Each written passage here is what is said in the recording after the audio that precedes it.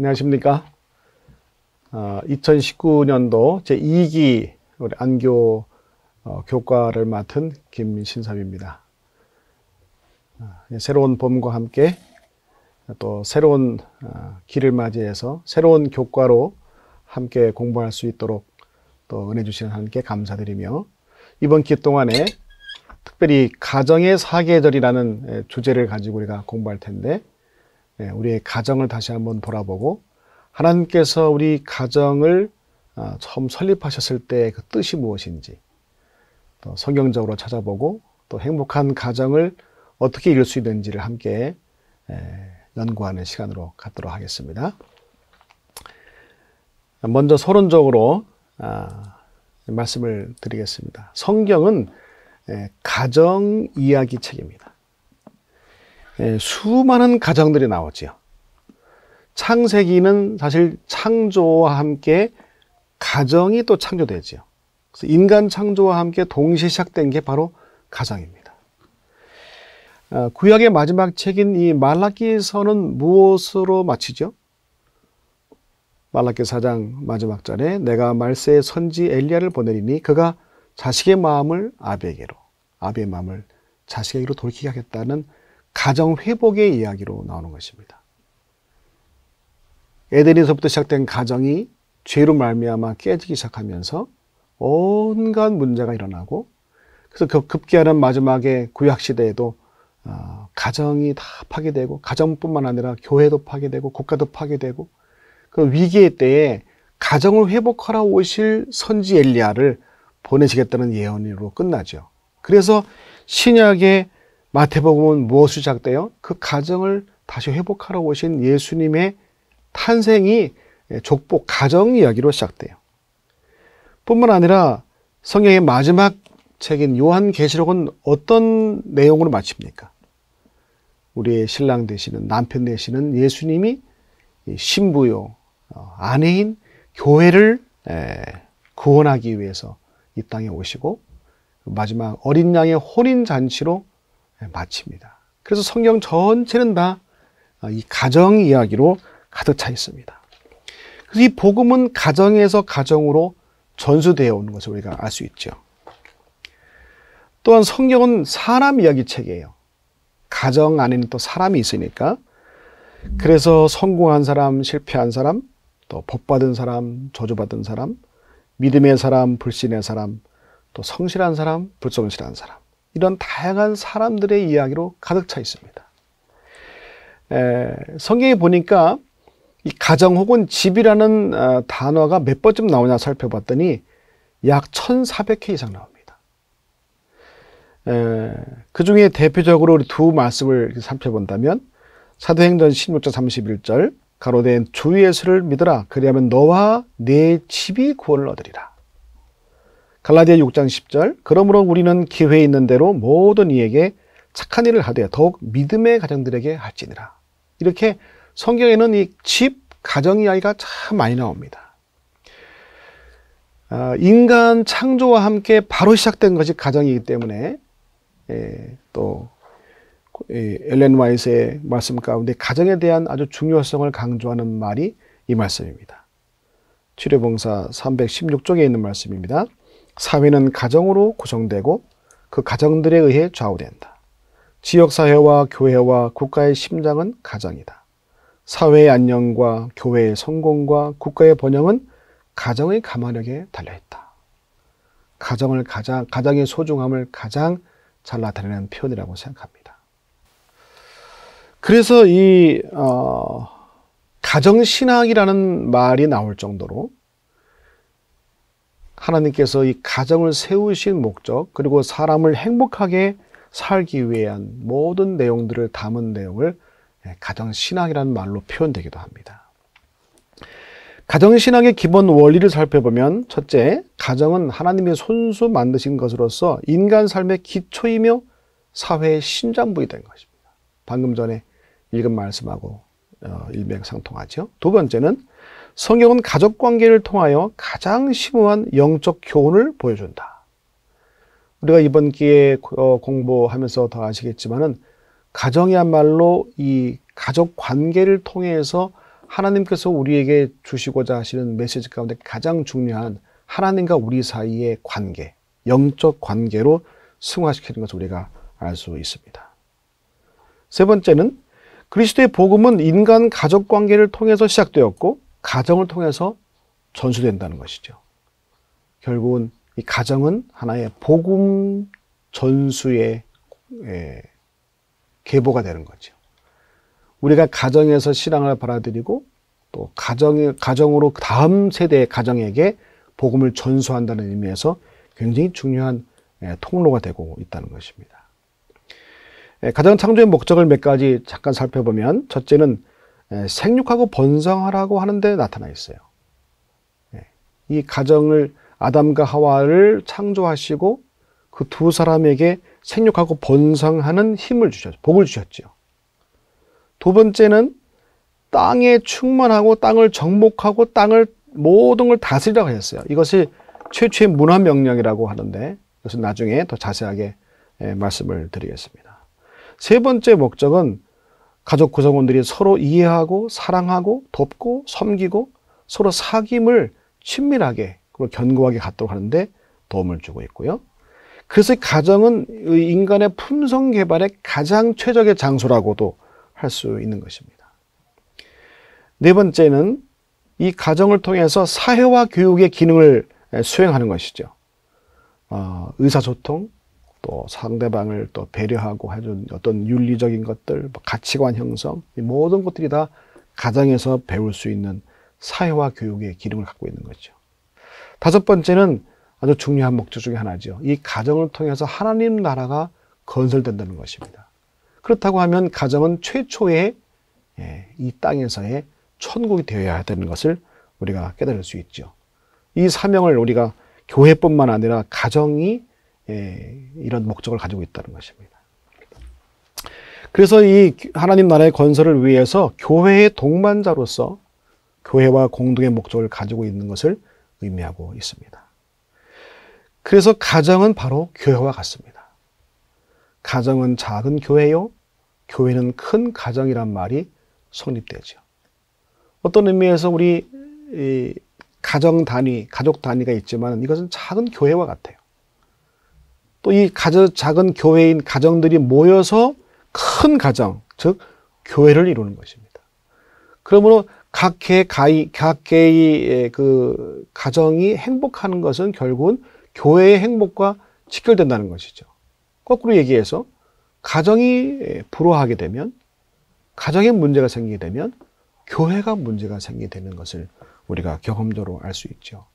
그래서 그런 의미에서 이번 기회에 이 가정 문제는 우리 각 개인의 가정뿐만 아니라 우리 교회, 또 개 단위의 교회뿐만 아니라 큰 이 재림교회, 한국 재림교회뿐만 아니라 전 세계에 있는 교회의 행복과 건강한 삶을 누리는 데 있어서 아주 중요한 의미가 있는 그런 주제라고 생각합니다. 결국은 인간 창조는 가정 창조로 이어지는 것입니다. 교과 진행 방법을 잠깐 살펴보겠습니다. 저와 함께 이제 제일 처음에 시작할 때는 그 과 내용을 위한 도입을 위해서 어떤 주제에 맞는 내용으로 함께 나누는 시간을 갖겠고요. 그다음에 핵심 주제 강의가 있는데 그 교과 내용과 연관되지만 가정에 관련된 성경의 메시지를 간략하게나마 주제 강의를 좀 하고 그 다음에 그룹 토의를 하겠습니다. 오늘은 처음이니까 저 혼자 얘기하지만 다음번부터는 우리 그룹 몇 분과 함께 초청해서 교과 내용을 핵심 주제를 가지고 서로 토의하는 그런 시간으로 갖도록 하겠습니다. 여러분께서도 이걸 참조하셔서 여러분 각 교회에서 여러분 반의 교과 공부에 더 재미있고 또 유익하게 활용하시기를 바라겠습니다. 이제 제1과 생애의 리듬 과목을 들어가도록 하겠습니다. 기억절입니다. 범사에 기한이 있고 천하만사가 다 때가 있나니. 전도서 3장 1절의 말씀이죠. 여기 사계절의 그림이 있는데 이 교과 총 제목이 가정의 사계절이란 말은 상당히 의미가 있는 것 같아요.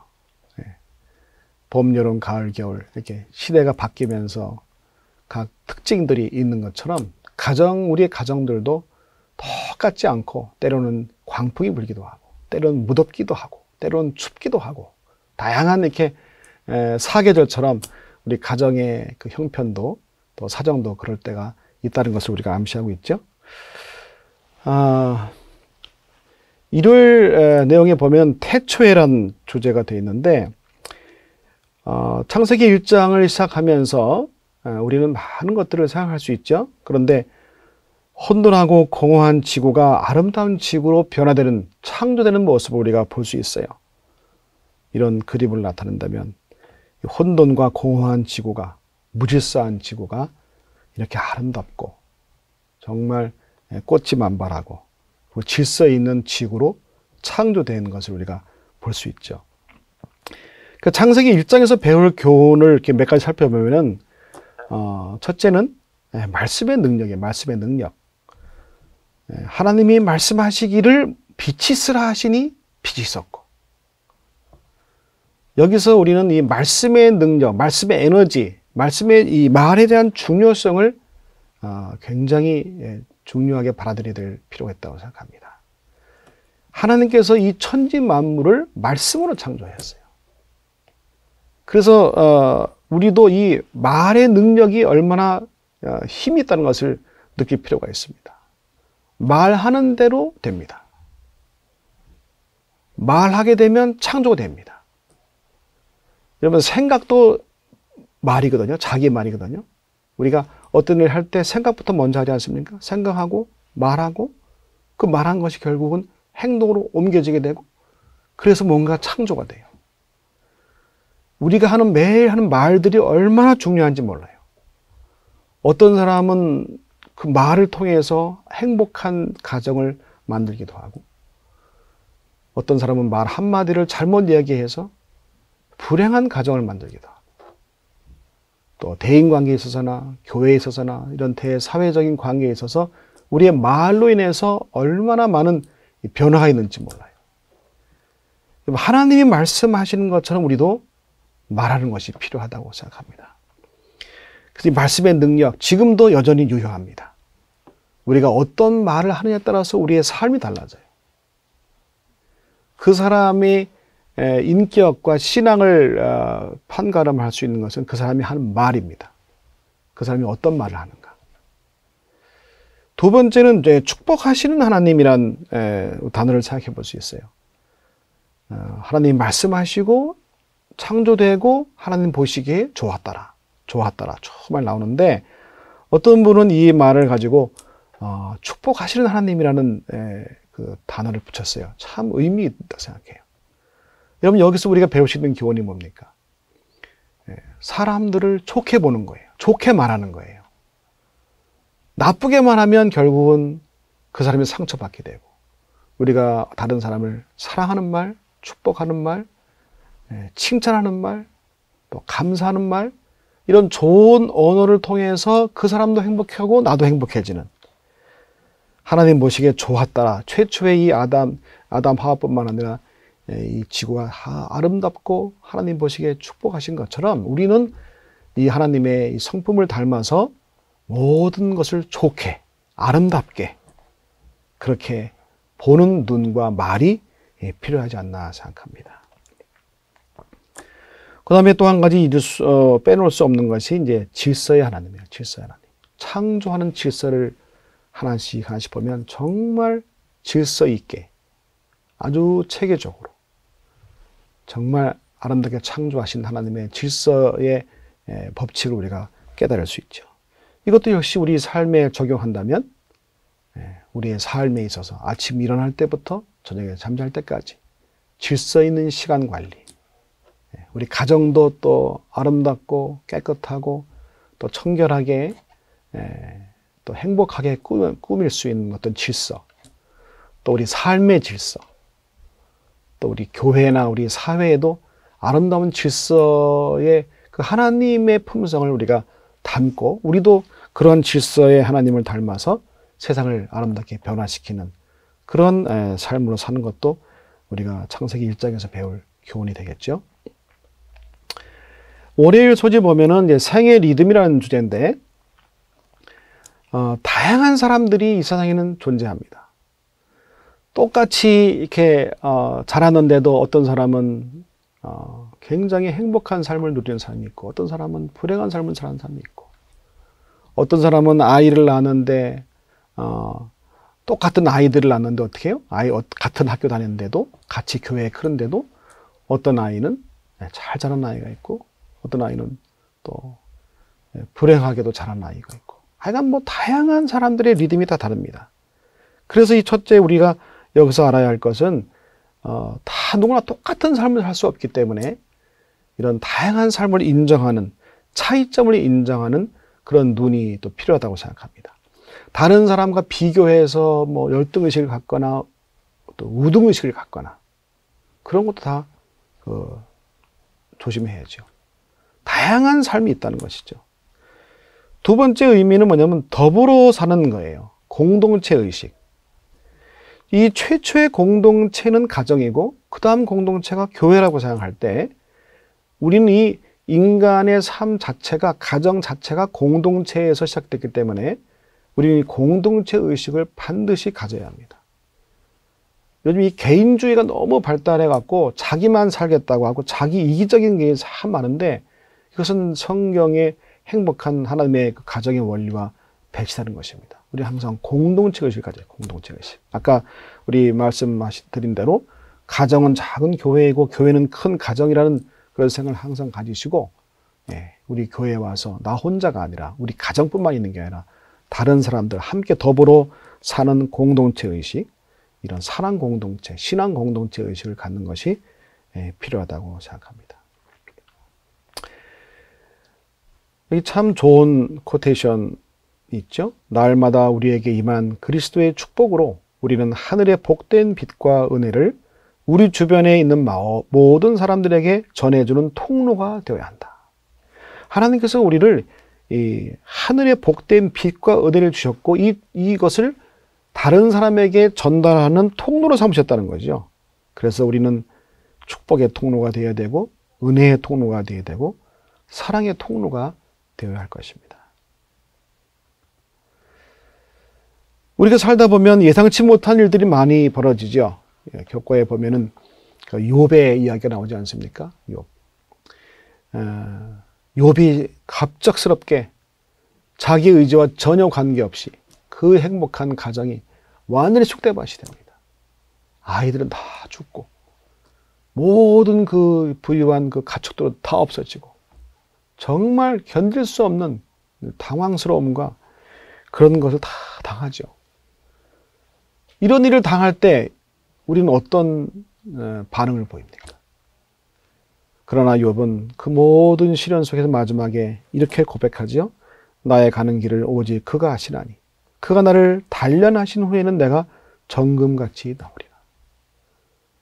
예상치 못한 일들 때문에 너무 당황스럽고 정말 어찌할 바 모르는 혼란 속에서도 결국은 마지막에는 하나님을 의지하게 되고 정금같이 나오는 나를 단련하신다는 그런 고백을 할 수 있는 것이 바로 신앙의 힘 아니겠습니까? 아벨의 이야기도 합니다. 아벨 그 착한 아벨, 믿음으로 순종한 그 아벨이 형으로부터 어떻게 해요? 죽임을 당해요. 그런데 히브리서 11장에 믿음으로 아벨은 가인보다 더 나은 제사를 하나님께 드림으로 의로운 자라 하시는 증거를 얻었으니 그는 죽었으나 그 믿음으로서 지금도 말하느니라. 아벨 입장에서 생각하면 얼마나 황당합니까? 하나님께 순종하고 착한 겸손한 이 동생이 불순종한 형에 의해서 갑자기 어떻게 해요? 죽임을 당해요. 때때로 우리가 이해하지 못하는 사고들, 이해하지 못한 죽음을 맞이할 수 있죠. 인간으로는 도저히 이해할 수 없는 그런 예상치 못한 일들이 벌어질지라도 하나님을 믿는 믿음으로 끝까지 견주하게 되면 결국 마지막 그것은 하나님께서 우리에게 축복으로 갚아주실 것입니다. 요셉에 대한 이야기도 나옵니다. 요셉이 그 형들의 미움받아서 애굽으로 팔려가서 영원히 못 볼 줄 알았는데 나중에 결국은 하나님의 은혜로 총리가 되게 되고, 또 형들을 만났을 때 형들이 다 자기들이 그 요셉에게 행하는 것을 기억하고 막 그 보복당할까 봐 두려워하고 있을 때 이렇게 간증하지요. 당신들이 나를 이곳에 팔았으므로 근심하지 마소서. 하나님이 생명을 구원하시려고 나를 당신들 앞서 보내셨나이다. 철저하게 하나님 중심의 생각, 하나님의 섭리와 하나님의 은혜를 간절히 사모하고 의지한 요셉의 고백입니다. 아마 여러분들 가운데도 뭐 이런저런 일로 예기치 못한 일들 때문에 고통당하는 사람들이 많이 좀 있습니다. 그러나 우리 욥과 아벨과 요셉의 이야기에서 배우듯이 그런 일을 당할지라도, 정말 견딜 수 없는 고통 가운데 있을지라도 끝까지 하나님을 신뢰하는 그 믿음의 손길을 놓지 않을 때 하나님께서는 우리를 다 전화의 복으로 삼아 주실 것이라고 믿습니다. 사람이 변화가 쉽지 않죠. 변화할 수 있는 기회가 세 가지가 있다 그래요. 극심한 시련을 만났을 때, 도저히 내가 감당할 수 없는, 어떻게 할 수 없는, 내가 어떻게 대응할 수 없는, 대처할 수 없는 그런 엄청난 시련을 당했을 때 사람은 바뀔 수 있다는 거예요. 아, 내가 이렇게 살아서는 안 되겠구나. 내가 이런 삶을 살아야 되겠구나. 한 인생 대반전의 터닝 포인트가 있을 수 있다는 것이죠. 두 번째는 위대한 진리를 깨달았을 때, 이야, 이런 진리가 있었구나. 성경 말씀에 이런 진리가 있다니. 이런 그 위대한 진리를 깨달았을 때 자신의 삶을 확 바꿔서 새로운 패러다임으로, 새로운 길로 변화될 수 있는 기회라는 것이죠. 세 번째는 엄청난 사랑을 경험했을 때 그래요. 한 번도 경험하지 못한 그 뜨거운 사랑, 그 따뜻한 사랑을 교회에서 또 집사님이, 어떤 장로님 때문에, 집에서는 사랑받지 못한 그 엮이는 과정에서 자라난 이 사람이 교회에 와서 성도들의 정말 따뜻한 사랑을 경험했을 때, 아, 이런 삶도 있구나. 그리고 이러한 사랑에 감동되어 변화된 삶을 살 수가 있다는 것이죠. 이런 경우에 다 변한다는 게 아니라 변화될 수 있는 찬스라는 거예요. 이번 기회를 통해서 이번 한기 동안에 공부하면서 이런 경험들이 있으면 좋겠어요. 혹시 시련 가운데, 근심 가운데, 고통 가운데 있는 분들은 아, 이 고통이 결국은 하나님이 주신 축복이 될 수 있다는 전화위복의 기회를 삼으시길 바라고, 이야, 성경 말씀에 이런 진리가 있었구나. 제가 몇 가지 말씀을 앞으로 드릴 게 있습니다. 저는 이 진리를 깨달았을 때 엄청나게 변했어요. 이 진리는 사람을 변화시킵니다. 세 번째, 또 엄청난 사랑을 경험할 때, 이전보다 더 뜨거운 사랑으로 우리가 가정에서나 교회에서 사랑으로 하나가 될 때 정말 행복을 느낄 뿐만 아니라 이전에 살았던 모든 그 과거의 옛 사람이 다 없어지고 새로운 삶으로, 행복한 삶으로 바뀔 수 있을 것입니다. 수요일날 전환이라는 주제가 있는데, 이 수요일날은 사울의 회심 이야기가 나옵니다. 사울이 자기의 최선을 다해서 정말 가말리엘의 문화생으로서 최고의 지식과 정말 이 장래가 보장된 젊은 사람으로서 아주 잘 나가는 사람이었는데, 다메섹 가는 도상에서 예수님을 만나게 되고, 그렇죠? 그리고 회심하게 되죠. 엄청난 생의 전환이 이렇게 됩니다. 여러분, 성품이 잘 변화됩니까? 참 힘들죠. 오늘 이 부분에 대해서 집중적으로 강조드릴까 합니다. 성품이 왜 안 변할까? 왜 변하지 않을까요? 왜 변하기가 힘들까요? 아무리 결심을 해도 왜 성품이 안 바뀔까요? 교회에 수십 년간 신앙생활을 해도, 장로, 집사로서 봉사를 많이 해도 왜 우리의 성품이 안 변할까요? 그것은 바로 습관과 연관되어 있습니다. 실무교훈에 이런 말씀이 있죠. 생각은 행동으로 표현되고 행동이 반복되면 습관이 되고 습관은 품성을 이루게 되어 그 품성으로 말미암아 우리의 현세적인 또는 영원한 운명이 결정된다. 이 똑같은 얘기를 사무엘 스마일이라는 사람도 했어요. 생각을 심으면 행동을 거두고 또 습관을 거두고 성품을 거두고 운명을 거둔다. 같은 말이죠. 자, 더 요약돼서 이 말씀을 더 집중적으로 말씀을 드리겠습니다. 여기 생각, 행동, 습관, 성품, 운명 이 5가지 단어 중에서 가장 중요한 단어가 뭘까요? 자, 여기 생각은 왜 중요하죠? 우리 한 가지씩 한번 중요성을 한번 따져볼까요? 생각은 모든 것으로부터 제일 처음에 시작이에요. 생각이 모든 삶의 시가 돼요. 좋은 생각을 하게 되면 좋은 운명을 거두게 되고 나쁜 생각을 하게 되면 결국은 나쁜 운명을 거두게 돼요. 이 운명이라고 하는 것은 신앙적으로 말하면 구원이 될 수도 있고 또 현실의 행복한 삶이 될 수도 있고 성공이라고 할 수도 있겠죠. 어떤 생각을 하냐가 중요해요. 그러니까 이 생각은 굉장히 중요하죠. 그렇죠? 행동은 또 왜 중요합니까? 행동. 모든 행동은 대부분이 다 생각이 표현되는 거예요. 아무리 좋은 생각이 있고 좋은 생각을 들었을지라도 행동으로 옮기지 않으면 그 생각은 다 죽어버려요. 아무 소용이 없어요. 우리가 수없이 많은 좋은 설교를 듣고 성경 말씀을 읽고 좋은 생각을 많이 하지만 이것이 우리의 삶으로 행동으로 옮기지 않으면 그 생각은 다 없어지는 것이죠. 그럼 이 행동이 이제 뭐가 되는 거예요? 행동이 습관이 돼, 습관, 행동이. 여러분, 좋은 생각 한 번 했다고 해서 좋은 습관 되는 게 아니에요. 이 행동이 반복해서 습관이 되죠. 이 습관이 결국은 뭘 이루어요? 성품을 이루게 되고, 성품은 우리의 운명을 결정한다고 할 때, 이 5가지 중에서 제일 중요한 것이 뭘까 한번 생각해 보면, 저는 이 가운데 있는 습관이라고 생각해요. 왜 그런가? 우리의 구원과 행복과 성공을 결정짓는 운명을 결정짓는 것이 결국은 성품인데 이 성품 변화가 왜 안 되느냐? 이것은 아까 말씀드린 대로 좋은 생각 한두 번 했다고 해서 좋은 행동 한두 번 했다고 해서 성품으로 가지 않고 습관이 결국은 성품이 되는 거예요. 근데 우리가 왜 그러니까 좋은 성품을 가진 사람은 좋은 습관이 많은 사람이라고 할 때 이걸 다시 한번 더 자세히 살펴보면 생각이 행동으로 표현되고 행동이 반복하여 습관을 이루고 습관이 성품을 이루면서 성품은 그 사람의 운명을 결정짓는다고 할 때 왜 습관이 중요하냐? 이것은 똑같은 행동이 21번에 반복될 때 습관이 된다는 거예요.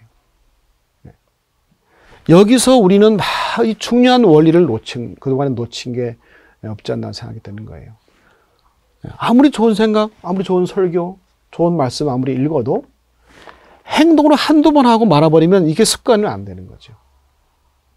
최소한 21번을 반복해야 이게 습관화가 되고 이것이 계속 굳어지면 성품이 된다는 것이죠. 그래서 이 습관에 대한 것을 굉장히 연구를 많이 했는데 이 21번은 이제 최초의 습관화 되기 이제 작동하기 시작하는 것이고 곱하기 3을 해갖고 최소한 60번 이상이 반복되면 그때 습관으로 딱 굳어진다는 거예요. 제가 이 말씀을 오늘 이렇게 강조하는 이유는 이번 한 기 동안에 우리 모두가 다 함께 이 한 기 동안에 좋은 습관을 가졌으면 좋겠어요.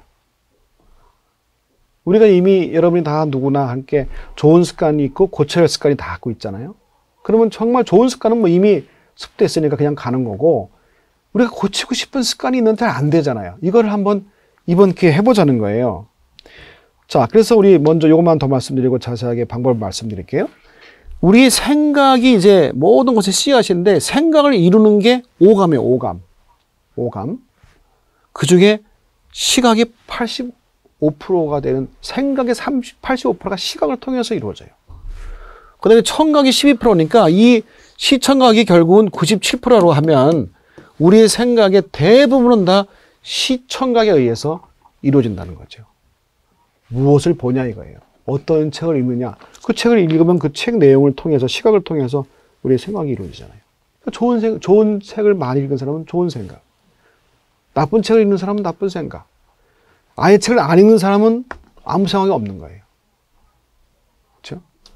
또 청각이 12%인데 예배 시간마다 또 좋은 내용의 설교, 또 요즘 뭐 우리 주변에 뭐 인터넷을 통해서 얼마나 많은 좋은 그 설교나 세미나가 많습니까? 그걸 듣게 되면 어떻게 해요?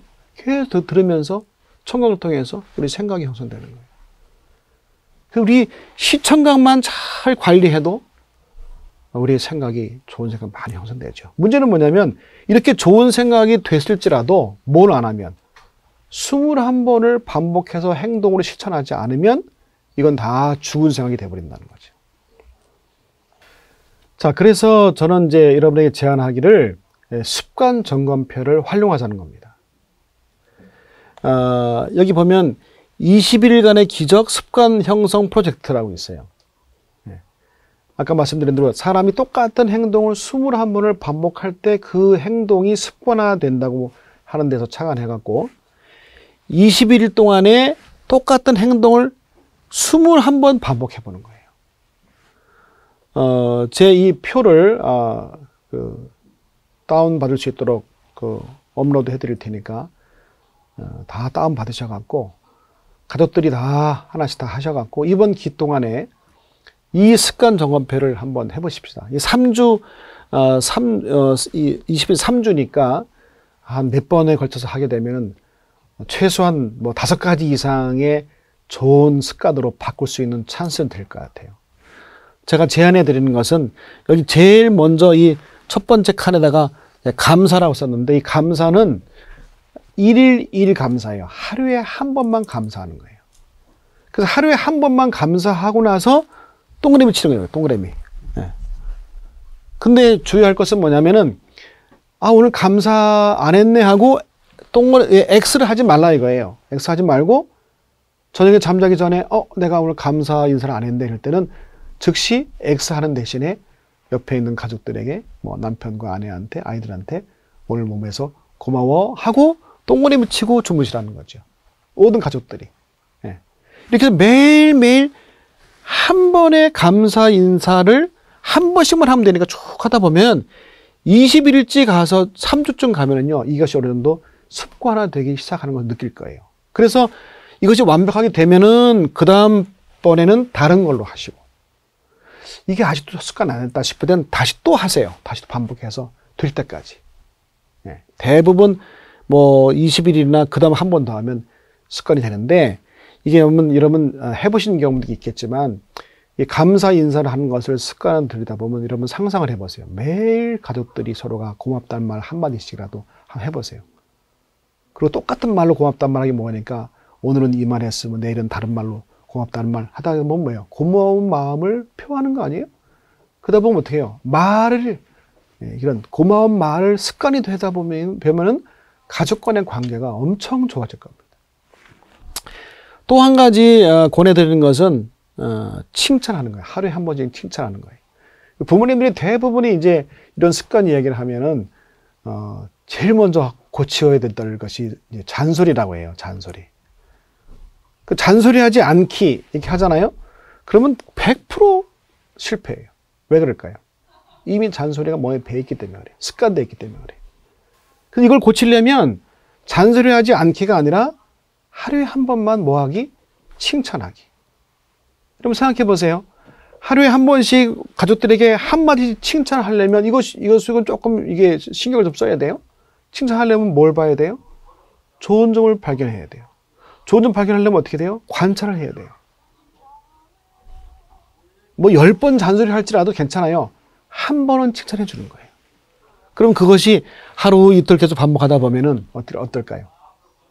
21일째 가면은 이게 칭찬하는 게 굉장히 자연스럽게 되고 처음에는 어색하고 좀 낯설긴 하지만 이게 자꾸 하다 보면 어떻게 해요? 습관화되기 시작하면 자연스러워지죠. 이것도 마찬가지예요. 오늘 내가 칭찬 안 했다고 X하지 말고 옆에 가족들에게 칭찬하고 동그라미 치라 이거예요. 그러면 굉장히 좋은 습관 형성이 될 수 있을 거예요. 여기 뭐 여러 가지 할 수 있어요. 뭐 물, 하루에 물 마시기. 근데 여러분 이거 할 때 한꺼번에 너무 목표를 많이 세우지 마세요. 마치 감사, 인사 한 번 하기, 칭찬 한 번 하기. 물도 처음부터 2리터 마시기 잘 안 돼요. 500ml 마시기, 한 잔 마시기. 이렇게 작게 시작하는데 여기 보시면은요. 먼저 내가 이번 기 동안에 정말 내가 이 가족 간의 관계나 내 스스로 변화하고 싶은 목록을 만드시고 아주 작은 거, 쉬운 것부터 시작하시라. 그리고 체크하는 시간을 정하셔야 돼요. 저녁 9시 이렇게 딱 정하셔서 모든 가족 때 자, 우리가 습관 체크하는 시간이다. 서로가 알려주고 하는 게 좋겠고요. 또 부모님들 같은 경우는요. 아이들한테 강요하지 마시고 먼저 부모님이 보이시는 거예요. 얘들아, 내가 우리 엄마 아빠가 이번 기 동안에 너희들 매일 감사 인사해주고 칭찬 하나씩 해주기로 결심했는데 엄마 아빠를 좀 도와줘. 시간 됐는데 9시까지 감사하는 인사 안 했거나 칭찬 안 했으면 와서 엄마 아빠한테 얘기해. 나 좀 칭찬해 달라고. 엄마 숙제해야 될 거 아니냐. 이렇게 해서라도 우리를 도와줘. 이렇게 좀 오픈하세요. 그러면요 아이들은 기가 막히게 여러분에게 잘 체크할 겁니다. 왜요? 하도 당한 게 많아갖고요. 네. 그렇죠? 그래서 이 아이들이 웃으면서 말해. 아빠, 빨리 감사해. 나 칭찬해줘. 이렇게 처음에는 좀 이렇게 농담 섞이는 걸 할지라도 매일 해보세요. 얼마나 대화가 잘 되겠어요. 이렇게 해서 하여간 20일까지 가보라는 거예요. 네. 꾸준히 지속하라, 이게. 파트너와 함께 격려하는데 이것은 가족끼리 먼저 격려하고 부부가 서로 격려해주고 아이들과 함께 격려하면서 하시면 참 좋겠어요. 작은 것부터. 여기 책에 이런 책이 있어요. 나부터 작은 것부터 지금부터. 그래서 성취를 매일 맛보라는 거죠. 그러면서 어떻게 해요?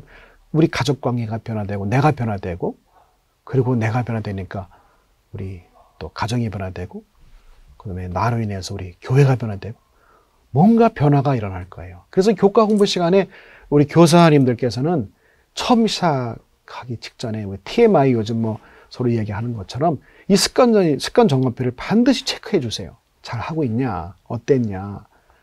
그리고 또 심지어 안실학교 교장께서는 안실학교 시간에 돌아가면서 이 습관을 잘 실천하고 있는 사람들을 간증을 좀 시키세요.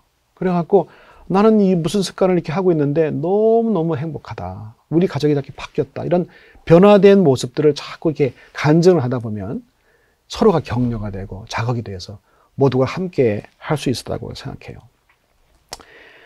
오늘 첫날에 좀 많이 시간이 지났는데 조금 더 하겠습니다. 요 목요일만 하겠어요. 목요일에 상호작용이란 말이 있는데 이 관계란 말이에요. 관계. 인간은 관계적 존재다. 왜? 하나님의 형상을 닮은 존재로 천재했기 때문에 인간은 관계적 존재다. 하나님도 관계적으로 존재하신다. 이 관계를 우리 무시할 수 없어요. 모든 우리의 삶은 관계에서 이루어져요. 그래서 이 선한 가마력, 선한 아름다운 관계로서 이어져야 행복한데 마지막으로 이 가정 안에서도 우리가 서로가 관계를 통해서 좋은 가마력을 끼칠 수 있고 또 우리 개인들이나 교회에서 어떻게 해요? 이런 좋은 가마력을 끼쳐서 또 이웃에게 가마력을 끼칠 수 있는 것이죠. 여기 참 좋은 인용문이 있죠. 가정은 검소하되 언제나 유쾌한 말과 친절이 오가며 예모와 사랑이 영속적으로 머무를 수 있는 곳이 되어야 한다. 이것도 결국은 이제 습관 점검표에 다 이렇게 적용할 수 있는 거예요. 하루에 감사의 말을 다 끝나게 되면 그 다음에는 어떻게 해요? 칭찬하는 말도 끝나게 되면 뭐 축복의 말을 한다든지 어떤 말을 정해서 실천하는 것을 한번 습관으로 다 이렇게 체크하면서 하면은 아주 구체적으로 우리의 삶이 바뀌는 것이고 그 다음에 우리 행복한 가정을 이루는데 큰 역할을 할 수 있다고 생각합니다. 아무쪼록 우리 첫가를 마치면서 우리 여러분 발언들끼리 서로 같이 이 의견을 한번 나누시고 토의도 하시고 이번 기 동안에 하건 어떻게 하든지 뭐 3가지 이상 좋은 습관 만들기를 뭐 이렇게 목표로 삼으셔서 여러분의 가정이나 또 여러분의 교회가 또 이 일로 인해서 크게 변화되어 행복한 삶을 누리시기를 간절히 바라면서 오늘 말씀을 마치겠습니다.